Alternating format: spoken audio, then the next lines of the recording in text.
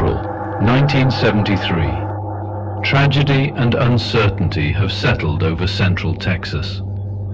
A young college student disappeared without a trace. Weeks have passed, but with no physical evidence and few leads, the investigation has all but come to a halt.